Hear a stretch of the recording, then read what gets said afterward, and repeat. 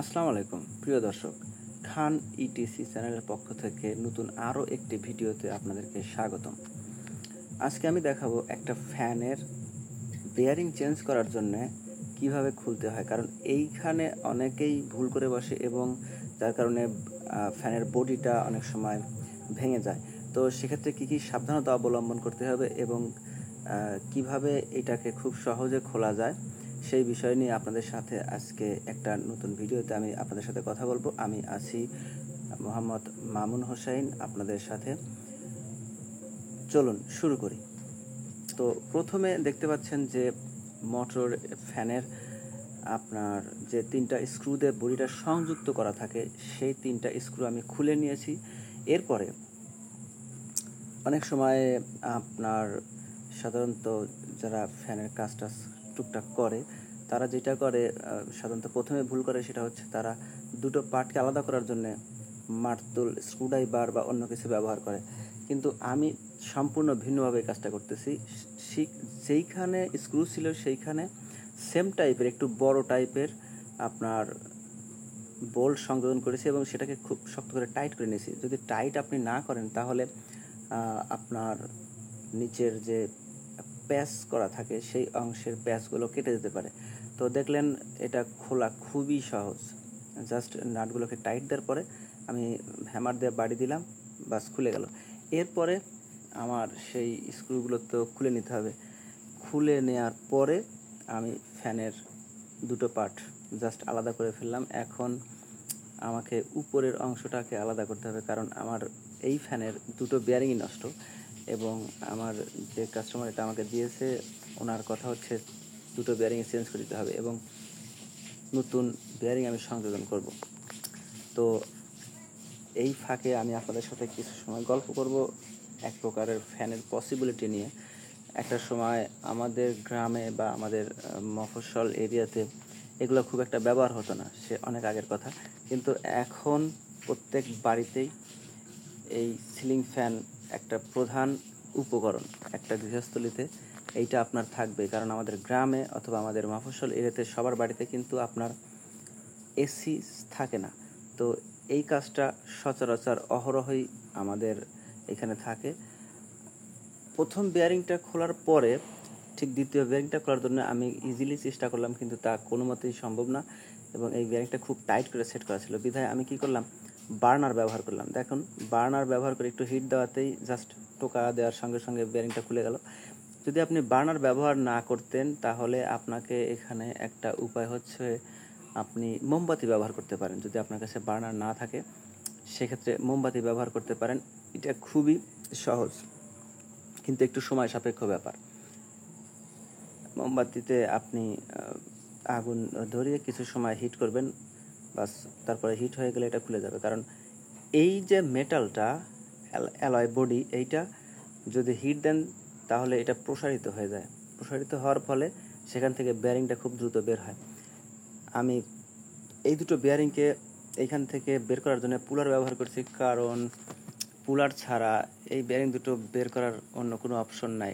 বিশেষ কিছু কিছু আপনার রোটারে মাঝখান দিয়ে ফুটা করা থাকে একটু মোটা টাইপের, সেক্ষেত্রে মাঝখান দিয়ে একটা শ্যাপ বা অন্য কিছু ঢুকিয়ে বেয়ারিংগুলোকে চেঞ্জ করা যায়, কিন্তু এই বডিতে এরকম কোনো অপশন নেই। খুব ছোট্ট সূক্ষ্ম সূক্ষ্ম কয়েকটা ফুটা করা আছে, সেখান দিয়ে আপনার যে ধরনের শ্যাপ ব্যবহার করে আমি বেয়ারিং খুলি তা এইখানে ঢুকানো সম্ভব না। জাস্ট আমার বেয়ারিং খোলা শেষ, আমি দুটো বেয়ারিং আবার এখানে পরিয়ে নিতেছি। নতুন বেয়ারিং পরানোর পরে আমাকে আবার এই ফ্যানটা সেট করতে হবে। কথার মাঝখানে আমি আপনাদের কাছ থেকে একটু সময় চেয়ে নেব, আপনারা ততক্ষণ ভিডিও দেখতে থাকুন। আমি যেটা বলতেছিলাম যে সিলিং ফ্যানের কাজ আপনাকে প্রপারলি জানা থাকলে আপনার কোথাও চাকরি করতে গেলেও, বিশেষ করে ইলেকট্রিশিয়ান হিসেবে যদি আপনি কোথাও চাকরি করেন সেক্ষেত্রে এই কাজটা আপনাকে মাস্ট বি জানা লাগবেই। কারণ এইটা একটা ইন্ডাস্ট্রিতে বা একটা ফ্যাক্টরিতে, একটা কারখানায় এটা সবচেয়ে বেশি ব্যবহৃত হয়, কারণ ফ্যাক্টরিতে ধরো ওইভাবে এসি আপনার ইউজ করা সম্ভব না। তো এই সিলিং ফ্যানের ব্যবহার সবচেয়ে বেশি আমাদের দেশে। তো এই কাজগুলোকে আপনি একটু গুরুত্ব সহকারে নেবেন যদি আপনি একজন শিক্ষানবিশ হন অথবা এই সেক্টরে নতুন হয়ে থাকেন, ইলেকট্রিক্যাল অথবা আপনার ইলেকট্রিক্যাল ডিভাইস সম্পর্কে কাজ করার ব্যাপারে যদি আপনি নতুন হন, তাহলে এই ট্রিক্সগুলো আপনার জানা থাকলে আপনার হাতে কখনোই এগুলো আর ক্র্যাক করবে না, নষ্ট হবে না অথবা ভেঙে যাবে না। আপনি খুব সহজেই এগুলো খুলতে পারবেন। তো আমার যে কাজটা করা লাগছিল, আপনার বেয়ারিং খোলার জন্যে ওনার কানেকশানটা খারাপ ছিল, যার কারণে আমি কানেকশানটাও চেঞ্জ করে দেব। কারণ যেহেতু খোলা হয়েছে, কানেকশানটা চেঞ্জ করে দিলে পারে ওনার ক্ষেত্রে আর আগামীতে কোনো সমস্যা হওয়ার সম্ভাবনা একেবারেই নাই। তো কানেকশান চেঞ্জ করার জন্য কিছুটা সময় অবশ্যই লাগবে। আপনারা একটু ধৈর্য ধরে ভিডিওটা শেষ পর্যন্ত দেখতে থাকুন, আমি আছি আপনাদের সাথে। যারা ইলেকট্রিক্যাল এবং মেকানিক্যাল কাজের প্রতি আগ্রহী, আমি বলবো তারা আমার এই চ্যানেল খান ইটিসি চ্যানেলটাকে সাবস্ক্রাইব করবেন এবং বেল আইকন অর্থাৎ নোটিফিকেশান আইকনটাকে অবশ্যই অন করে রাখবেন। কারণ আমি নিয়মিত আমার চ্যানেলে আমি এই ধরনের ভিডিও পোস্ট আপলোড করতেই থাকব। আপনারা এখানে পাবেন ইলেকট্রিক্যাল, মেকানিক্যাল এবং ইলেকট্রনিক্স, তিনোটা সেক্টরেই আমি কাজগুলো একের পর এক আপনাদের সামনে আনবো, পার্ট বাই পার্ট, আপনার সিরিয়ালি। এবং আমার ইচ্ছা আছে প্রতি সপ্তাহে কমপক্ষে 2টো ভিডিও আমি আপলোড করব আমার এই চ্যানেলে, যেন আপনাদের উপকারে আসে। এছাড়াও আপনি আমাদের ফেসবুক পেজে ফলো দিয়ে রাখতে পারেন। এছাড়া আমি ইনস্টাগ্রাম এবং টুইটারে একই সাথেই আছি।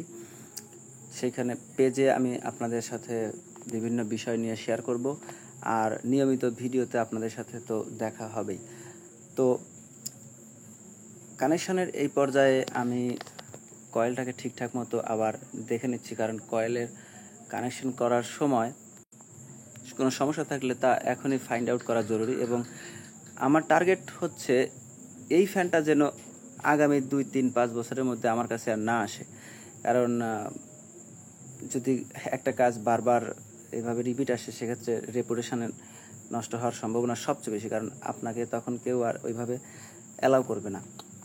আর সবচেয়ে বড় কথা হচ্ছে টেকনিক্যালি কাজগুলোতে এখন বর্তমান বাংলাদেশে কম্পিটিশন অনেক বেশি। আপনি চাইলেও এইগুলোকে ইগনোর করতে পারবেন না।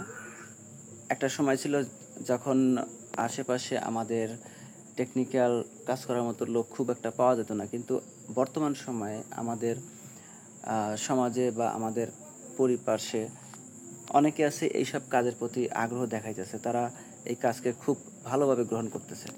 তো সেক্ষেত্রে আপনার কাজের প্রতি আপনাকে যত্নবান হতেই হবে।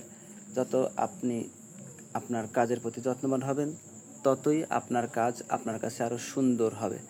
এবং একটা সময় আপনাকে নিজের ওভারটেক করার জন্য আপনাকে অনুপ্রাণিত বোধ করবেন যে আমি আমাকেই নিজের সাথেই কম্পিটিশন করি। তো আমি কানেকশানের প্রায় শেষ পর্যায়ে, এখন আমাকে সোল্ডারিং করতে হবে। আমি ভিডিওটাকে একটু ফাস্ট করেছি, কারণ একটা কাজ করতে প্রায় আমার লেগেছিল 1 ঘন্টা সর্বসা করলে, প্রথম থেকে শেষ পর্যন্ত করতে। কিন্তু ভিডিওতে 1 ঘন্টা করা মোটেও সম্ভব না, কারণ এইটা কোনো মতেই পসিবল না। সোল্ডারিং করা হয়ে গেলে আমি ফ্যানটা অ্যাডজাস্ট করব এবং সেট করার পরে আমি সেটাকে আবার ঘুরিয়ে দেখব যে সব ঠিকঠাক আছে কি না। আর একটা কথা আমি আপনাদেরকে ইনফরমেশন হিসেবে দিয়ে রাখতেছি, আমার এর আগে একটা সাবমার্সিবল পাম্পের কয়েল ওয়াইন্ডিংয়ের ভিডিও দেওয়া আছে, এবং তারও আগে একটা 1 ঘোড়া পানির মোটরের আপনার ভিডিও দেওয়া আছে, সেটাও কয়েল ওয়াইন্ডিং করেছিলাম। তো সেই ভিডিওর লিঙ্কগুলো আমি ডেসক্রিপশন বক্সে দিয়ে রাখবো, আপনাদের যদি প্রয়োজন পড়ে সেখান থেকে আপনারা দেখতে পারেন। কারণ আমার প্রত্যেকটা ভিডিও হবে ইনফরমেটিভ এবং শিক্ষামূলক, যেন এই থেকে আপনি উপকৃত হতে পারেন। আর এইটা আমার একমাত্র উদ্দেশ্য, আমার ইচ্ছা যেন আমার ভিডিও থেকে অন্যরা শিখতে পারে। ফ্যানের বডিটা সংযোজন করার সময় আমাকে হ্যামার ব্যবহার করতে হচ্ছে, এবং এই পাশের বেয়ারিংটা একটু বেশি টাইট ছিল, কিন্তু নিচের অংশটা ঠিক ততটা টাইট না। আপনারা দেখতে পাচ্ছেন ফ্যানের বডিটা এর আগেও নষ্ট হয়ে গিয়েছিল, হয়তো অন্য কোনো একজনের কাছে এই ভাই কাজ করতে নিয়ে গিয়েছিল, কিন্তু সেখান থেকে ঠিক মতো খুলতে না পারার কারণে নিচের বেয়ারিংয়ের অংশ সহ এই বডিটা ভেঙে যায়। তারপরে ওয়ার্কশপ থেকে আপনার গ্যাস ঝালাই করার পরে এইটা আবার সচল করা হয়েছে। এই জন্য উনি অনেক খোঁজাখুঁজি করে আমার কাছে আসছে যে ভাই এটা যেন আমার আর না নষ্ট হয়, কারণ উনি হয়তো চাচ্ছেন না ফ্যানটা কয়েল অনেক ভালো, এবং কয়েলটা আপনারা দেখলেন যে এটা অরিজিনাল কয়েল আছে এবং এটা খুবই ভালো কাজ করে। শুধু ওনার টেনশন ছিল বডির জন্যে, এবং উনি আমার কাজটা দেখে অনেকটাই খুশি যে আমি যেভাবে এইগুলাকে খুললাম এবং যেভাবে আমি এটাকে আবার সেট করতেছি। উনি অবশ্যই আমাকে পজিটিভ ফিডব্যাক দেওয়ার সময় দিয়ে গেছে।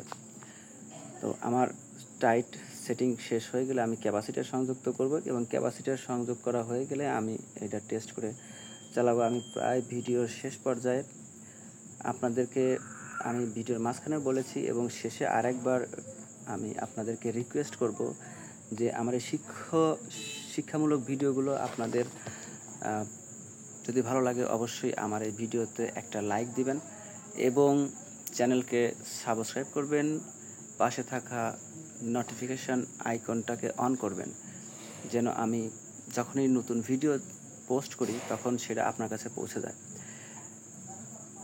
পাশাপাশি আমাকে সাপোর্ট দেবেন যেন আপনাদের মাঝে আমি আরও নতুন নতুন ভিডিও নিয়ে আসতে পারি, কারণ আপনারা যদি উৎসাহ দেন সেক্ষেত্রে আমি আরও মোটিভেট হব এবং আপনাদের সামনে আমি নতুন ভিডিও উপস্থাপন করার জন্য আমাকে অনুপ্রাণিত করবে। আমার কানেকশান প্রায় শেষ। কানেকশান হয়ে গেলে আমি টেস্ট করব। আশা করি কোনো অ্যাক্সিডেন্টালি কোনো সমস্যা হওয়ার কথা না, কারণ কয়েলের মধ্যে তেমন কোনো সমস্যা নেই এবং বেয়ারিং দুটো নতুন আমি সেট করে দিয়েছি। কানেকশান প্রায় শেষ। আমি টেস্ট করেই আপনাদের কাছ থেকে বিদায় নেব। ততক্ষণ টেস্ট হয়ে যাক, আমি আপনাদের কাছ থেকে বিদায় নিচ্ছি। আমি মামুন হোসেন। আশা করি আপনাদের সাথে আমার আবার কথা হবে পরবর্তী ভিডিওতে, এবং আমার পরবর্তী ভিডিও হতে যাচ্ছে একটা আপনার হাফ ঘোড়া। আমি সাধারণত প্রথমে ছোট কাজ দিয়ে শুরু করব। এটা হাফ ঘোড়া আপনার 1450 RPM-এর একটা মোটর, আর তারপরে আমার একটা ভিডিও আসবে হচ্ছে আপনার 7.5 ঘোড়া 3 ফেজ একটা মোটরের কাজ। আশা করি সেই ভিডিও পর্যন্ত আপনারা আমার সাথে থাকবেন। খোদা হাফেজ, বাই বাই।